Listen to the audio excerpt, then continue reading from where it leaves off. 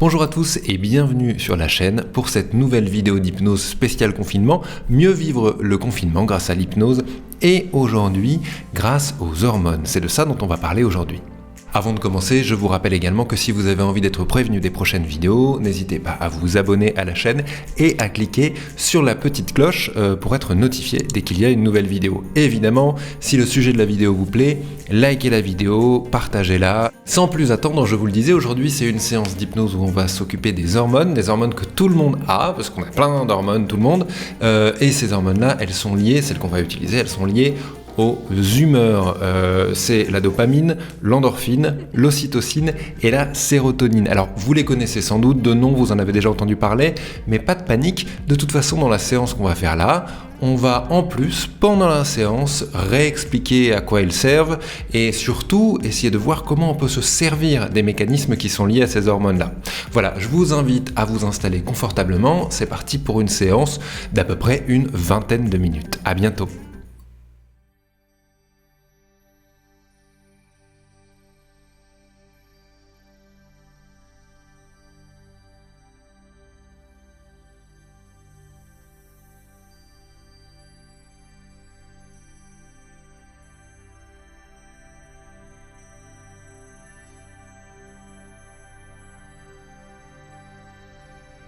Pour le moment, fermez juste les yeux et concentrez-vous sur votre respiration.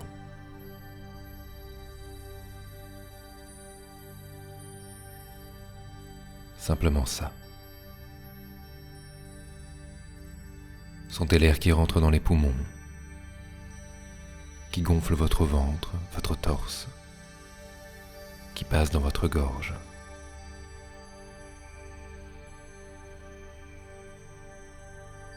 Et prenez simplement le temps de respirer.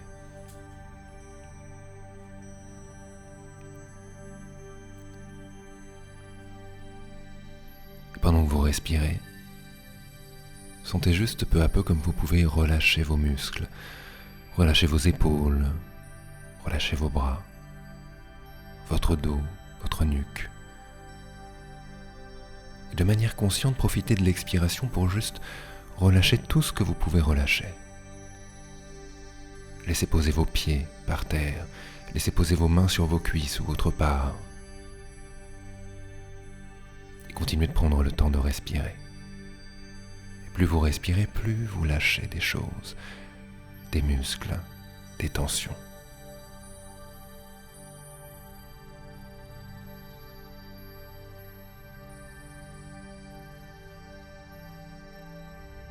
Et vous pouvez même prendre le temps de scanner votre corps, de commencer par le haut ou par le bas comme vous préférez, et juste de regarder les endroits qui sont tendus et ceux qui sont détendus. Et pour le moment, laissez juste le temps à ce qui doit se détendre de se détendre. Ne forcez pas.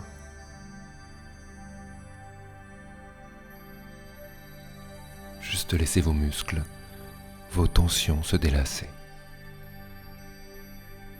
Et pendant ce temps-là, la respiration continue et peut-être qu'une partie de vous-même peut se rendre compte que la respiration évolue, elle change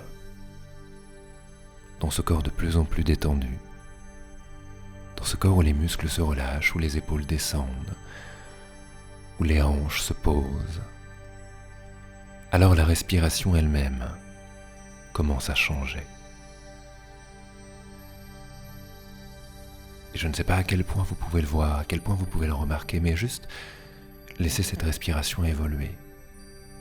Souvent, à ce moment-là, elle peut devenir plus douce, plus calme, juste moins forcée. Elle devient plus lisse. De l'extérieur, on verrait à peine le ventre ou le torse se lever.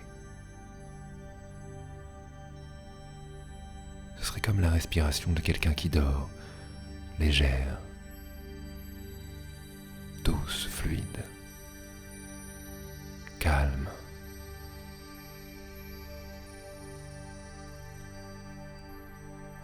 Par moments, le corps peut prendre une grande inspiration et revenir dans ce calme qu'il ressent.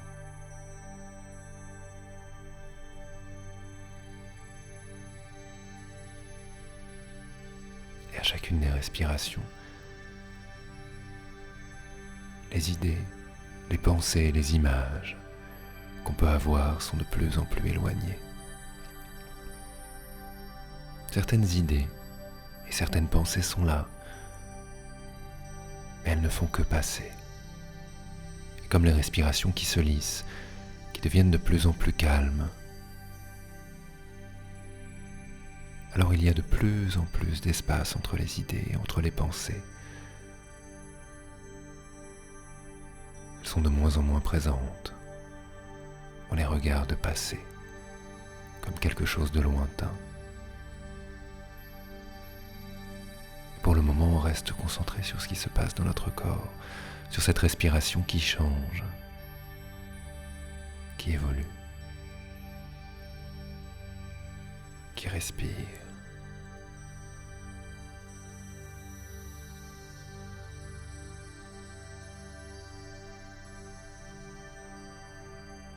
Et peut-être qu'à d'autres endroits de votre corps, vous pouvez sentir des choses intrigantes, des légèretés dans les mains ou des lourdeurs dans la nuque, dans le visage, sur la peau, dans les muscles ou dans les os. Essayez de prendre quelques instants pour voir ce qui change à l'intérieur de vous, ce qui évolue.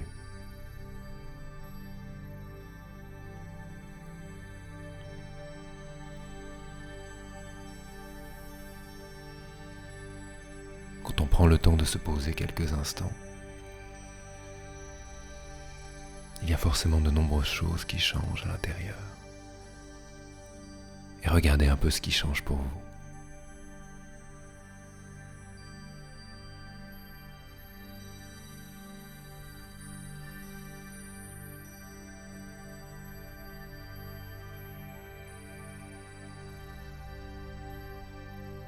Pendant quelques instants, j'aimerais que vous imaginiez ce qui se passe à l'extérieur de votre maison. Dans la rue, dans les chemins, dans les forêts, dans les campagnes, je ne sais pas où vous êtes, mais prenez quelques instants pour imaginer ça.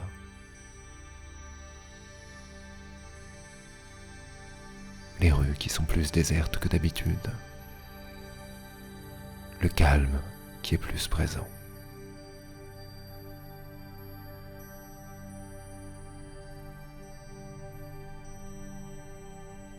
Est-ce que vous imaginez cet environnement avec des oiseaux alors que d'habitude il n'y en a pas ou peu? Avec de la nature qui a repris ses droits comme on entend beaucoup en ce moment.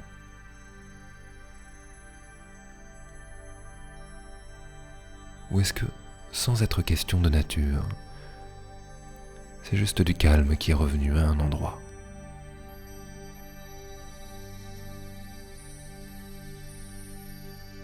Peut-être que dehors le vent souffle et que vous pouvez imaginer les branches bouger, l'herbe par terre. Peut-être qu'au contraire il n'y a pas un souffle de vent, que le ciel est bleu et qu'on peut presque sentir l'odeur du soleil sur la peau.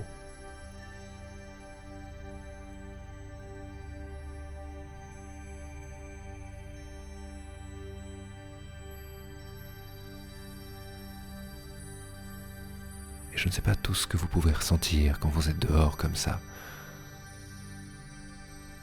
en train de voir ces rues désertes, avec peut-être un ou deux mouvements, un scooter, une voiture au loin. Je ne sais pas ce que vous pouvez entendre à cet endroit-là. La nature, la route, une rivière, du vent.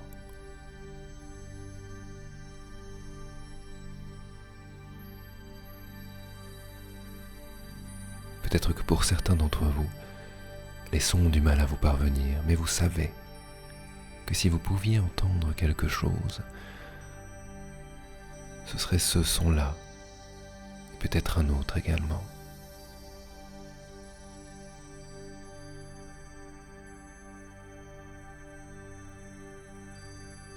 Et puis vous pouvez imaginer tout ça. Imaginez exactement ce qui fait le son, ce qui le produit. Le battement d'ailes d'un oiseau, le cours d'eau d'une rivière, le vent dans les branches des arbres.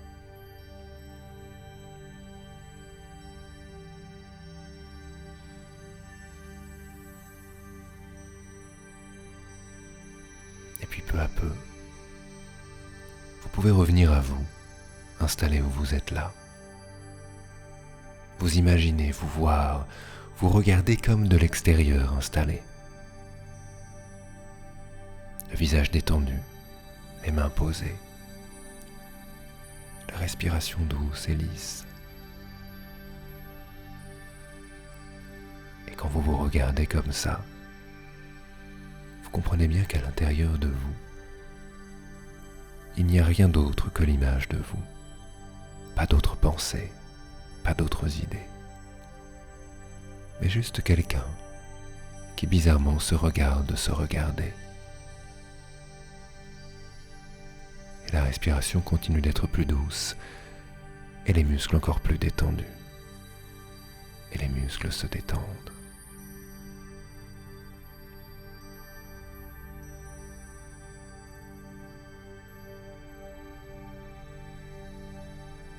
Et puis j'aimerais que nous parlions des 4 hormones dont nous avons parlé aujourd'hui. À commencer par la première de la liste, la dopamine. Celle qui récompense quand on achève un succès pour soi. Je me demande à quoi elle ressemble, cette dopamine.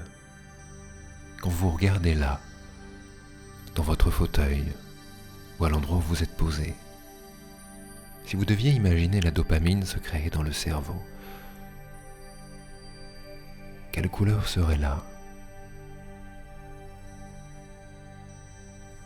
Quelle couleur grandirait, se répartirait de plus en plus dans le corps, à mesure que la dopamine vous gagne?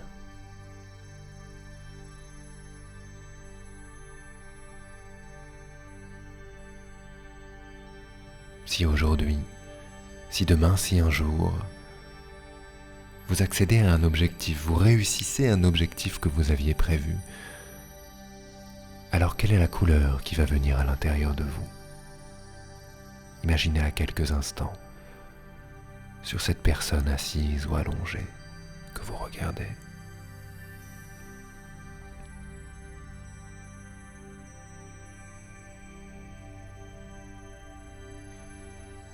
Et prenez le temps de réfléchir aux objectifs, justement. Quels sont les objectifs que vous vous fixez aujourd'hui? Et ceux de demain et ceux de la semaine? Essayez d'y penser quelques instants. Y a-t-il des gros objectifs à diviser en plusieurs petits? Y a-t-il juste des petites victoires qui vous attendent un peu plus loin sur le chemin? Mais réfléchissez. Si vous voulez profiter de cette récompense qu'est la dopamine, alors quels objectifs pouvez-vous vous fixer pour vous, pour votre famille, pour vos proches? Quels objectifs pouvez-vous avoir? Prenez le temps de les imaginer quelques instants.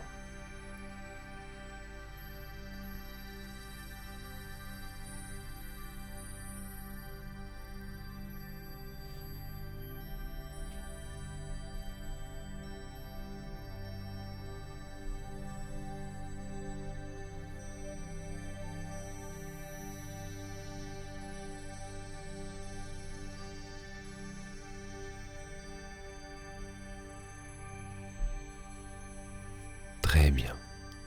Et au fil des prochains jours, peut-être aujourd'hui ou peut-être au fil des prochaines semaines, alors vous garderez cette notion d'objectif en tête. Peut-être que tous les matins, vous prendrez simplement le temps de marquer sur une feuille de papier vos objectifs du jour, ou en tout cas d'y penser. La vraie question est: quel est mon objectif aujourd'hui pour que je puisse profiter pleinement de la dopamine? Quel est le succès que je veux achever? Et encore une fois, n'hésitez pas à prendre des objectifs qui ont l'air vraiment intéressants pour vous. Et s'ils sont trop grands, s'ils paraissent trop gros, alors séparez-les en plusieurs petits objectifs. Mais le plus important, faites-vous plaisir. La deuxième hormone, c'est l'endorphine, celle qui réduit la douleur physique. Quand on fait du sport, Mais quand on rit, ou quand on pleure également, on la ressent à l'intérieur. Et comme tout à l'heure, vous pouvez, en regardant cette personne-là, assise, respirante, calme, concentrée, les yeux fermés, et les muscles parfaitement détendus, imaginez quelle serait la couleur de l'endorphine. Si à un moment on devait rire peut-être aux larmes, si à un moment on devait faire du sport et sentir dans son corps cette endorphine-là, quelle serait la couleur que notre cerveau libérerait sur notre corps? Quelle couleur apparaîtrait sur le crâne, sur la nuque, sur les épaules, et puis envahirait tout le reste du corps jusqu'au bout des doigts et jusqu'au bout des orteils? Et regardez pendant quelques instants cette couleur se répandre sur votre corps.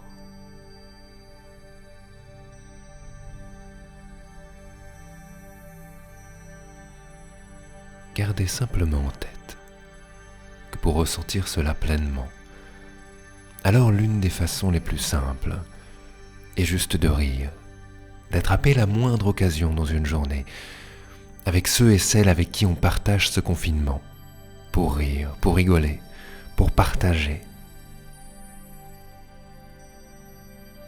Faites juste en sorte qu'aucun rire ne soit perdu. Et comme nous le disions tout à l'heure,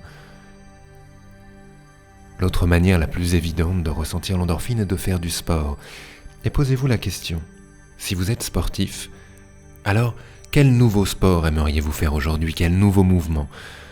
N'oubliez pas que si vous utilisez rarement certains muscles, que vous mettez là, maintenant, dans une séance de sport, alors l'endorphine apparaîtra d'autant plus rapidement. Essayez de nouveaux sports, essayez de nouvelles combinaisons de mouvements. Et de la même manière, si vous n'êtes pas sportif, alors tant mieux. Sautez sur place, montez des marches, jouez avec vos enfants. Le moindre mouvement répété créera de l'endorphine à l'intérieur. N'hésitez pas et soyez simplement imaginatif. Que voudriez-vous faire vous, seul ou avec votre famille? Réfléchissez à cela quelques instants. Comment verriez-vous un moment de sport où vous pourriez créer ça, créer cette endorphine à l'intérieur?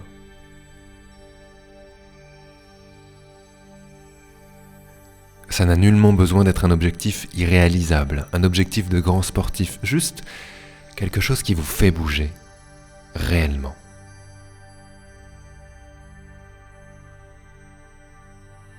Imaginez-vous faire ce sport quelques instants, juste quelques minutes, comme un jeu. Imaginez-vous peut-être rire dans la manière dont vous pouvez le faire avec votre famille, vos enfants.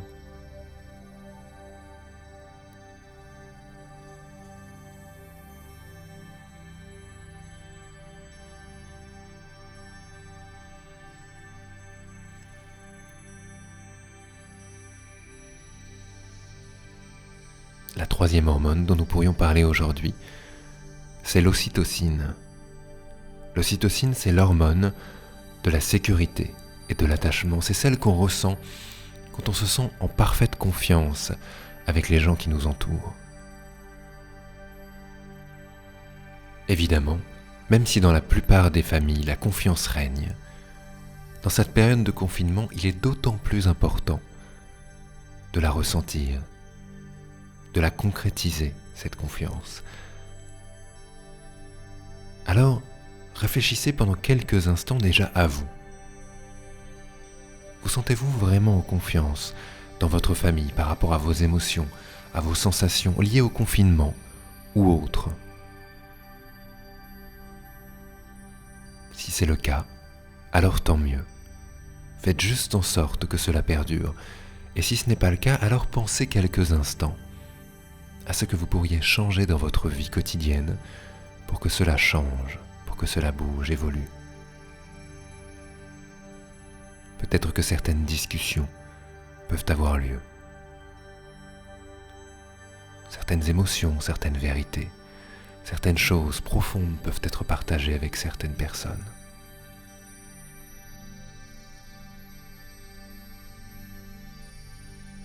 Vous pouvez même peut-être pendant quelques instants imaginer la manière dont vous pouvez le dire, la manière la plus juste possible, la plus douce, la plus vraie.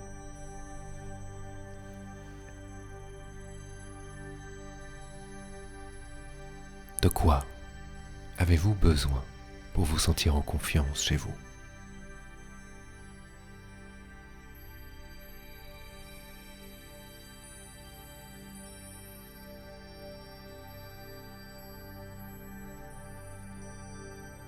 Et puis, vous pouvez également penser aux autres membres de votre famille, en tout cas aux autres membres de votre groupe social, même si c'est seulement par téléphone ou en visio. Que pouvez-vous faire pour que les gens se sentent en confiance également, en sécurité ?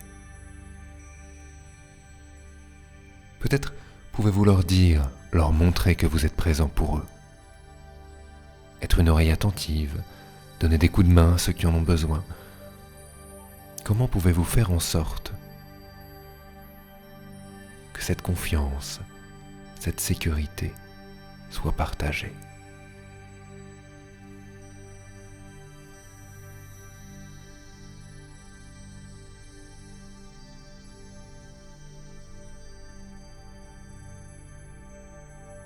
Et encore une fois, avant de passer à la prochaine hormone, vous pouvez même imaginer quelques instants.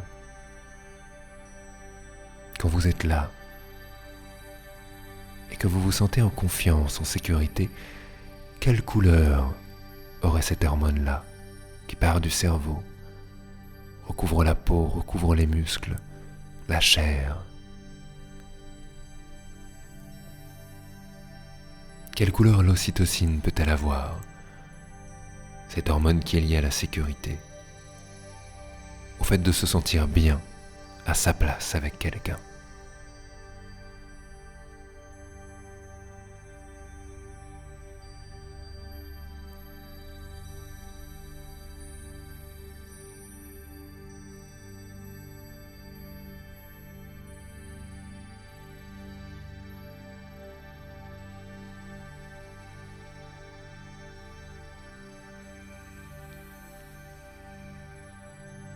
La dernière hormone dont nous allons parler aujourd'hui, c'est la sérotonine, celle qu'on ressent lorsqu'on se sent dominant. Dans le monde actuel, c'est plutôt l'utilité qui est capable de la déclencher. Le fait de se sentir utile, le fait de savoir qu'on est au centre d'un système, qu'on marche dans ce système-là. Alors, vous pouvez vous poser la question. Que faites-vous pour être utile en ce moment ?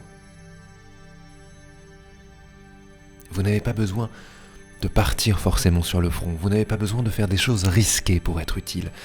L'idée, c'est juste de se dire, dans cette grande machine, dans ce grand mécanisme, dans mon groupe social, dans la machine qu'est la vie, de quelle manière suis-je utile ? Ou de quelle manière puis-je être encore plus utile ? Pensez à cela quelques instants. Et pas seulement aux grandes utilités, mais aux petites également. Pour qui êtes-vous présent ? Qu'est-ce qui se passe en partie grâce à vous ?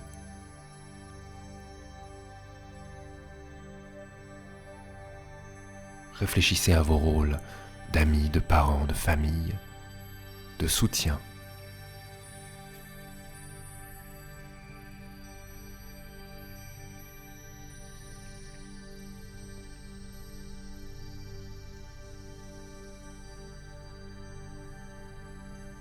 Prenez juste et simplement le temps de réaliser que vous êtes utile.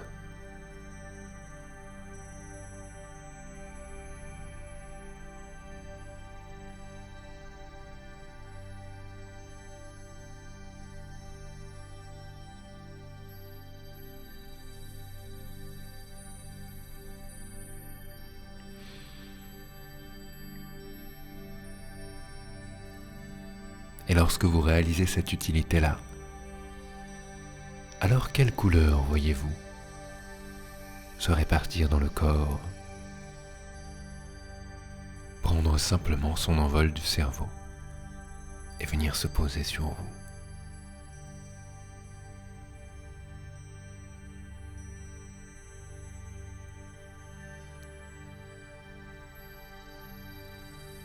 Comment est-ce qu'on se sent dans le corps quand cette hormone du sens dominant, cette hormone de la confiance ultime en son utilité, en sa position, traverse nos veines?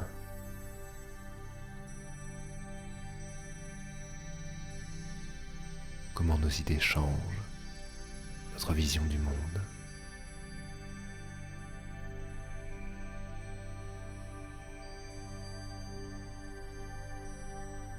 Comment on peut même respirer différemment dans cette sensation-là. Très bien.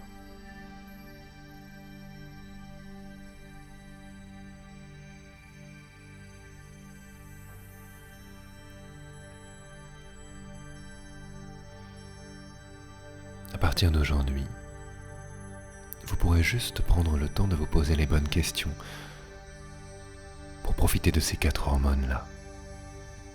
Pour profiter par exemple de la dopamine, la vraie question, c'est de trouver vos objectifs du jour. Prenez le temps de vous poser la question, quel est mon objectif aujourd'hui? Qu'est-ce que j'aimerais accomplir?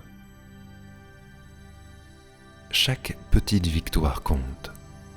Faites en sorte d'en trouver tout le long du chemin.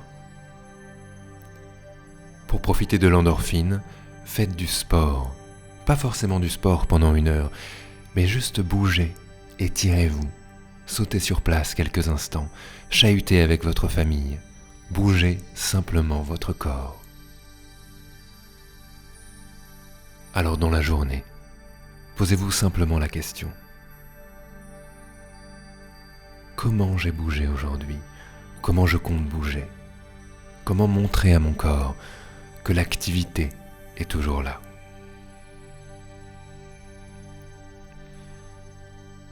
Pour profiter de l'ocytocine, n'oubliez pas, le plus important, c'est de se sentir en confiance. Profitez de ce moment particulier, de travail sur soi pour parler, pour écouter, pour recréer cette confiance dans votre cercle familial ou dans votre cercle de travail ou d'amis. De quoi avez-vous besoin pour vous sentir en confiance? Tous les jours, vous pouvez penser à cette question-là. Pour la dernière hormone, la sérotonine, celle des êtres dominants et des êtres utiles, pensez simplement à votre utilité au sein de votre foyer, au sein de votre système, avec vos amis, avec votre famille, dans votre travail. Quel est votre rôle? Il n'a pas besoin d'être un rôle starifié, gigantesque, au centre de tout, mais juste de se rendre compte de l'utilité qu'on a.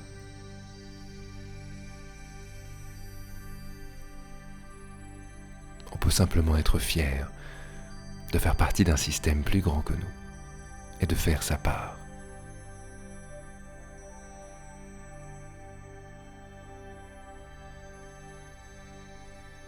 Cet exercice arrive maintenant à son terme.